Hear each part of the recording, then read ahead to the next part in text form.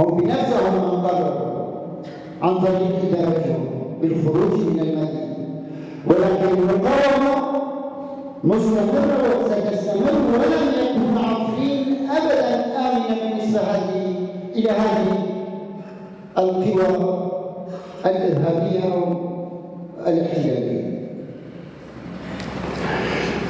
فلذلك ما نراه الآن بالرغم من عمل هذه السلطات أو من عمل هذه الأنظمة على مشاريع تهدف إلى احتكار واستغلال واستعباد المجتمعات منذ قرون أو عصور، إلى أنهم فشل ولم ينجحوا.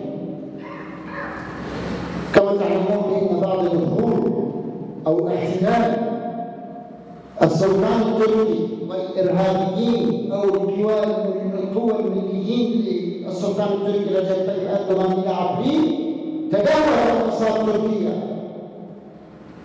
وأجبروا على الذهاب إلى انتخابات جديدة،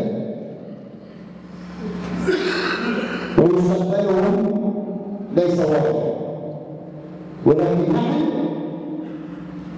كأبناء هذه الجغرافيا وأصحاب أقدم الثقافات المجتمعية نحن نقاوم معا. الآن في بلد نقاوم ضد الإرهاب، وفي عفرين نقاوم ضد الفاشية والإرهاب. طبعا عندما نفكر بشكل عميق وننظر إلى الموضوع من أبعاد عدة سنرى الكثير من الانتصارات وسنرى الكثير من النتائج التي حققها هذا الشعب وهذه المجتمعات في هذه المنطقة. فلذا يجب أن يكون موقفنا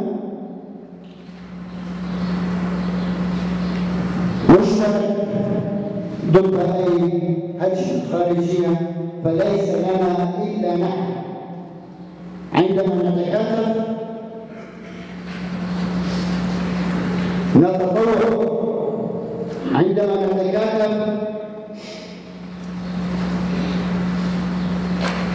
تختلف الثقافات، عندما نتكاتف يقوى الأخوة، عندما نتكاتف يقوى الإيمان، عندما نتكاتف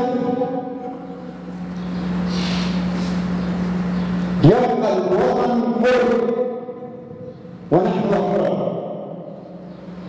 فيجب على هذا المجتمع العريق القديم صاحب أرقى الثقافات وأعظم التاريخ أن يعيد مجالسه ويتشاور ويصل إلى قرارات مشتركة في الدفاع عن بلده، عن وطنه، عن مجتمعه، عن تاريخه، عن ثقافته. أشكركم جزيل الشكر وأتمنى لكم التوفيق والنصر.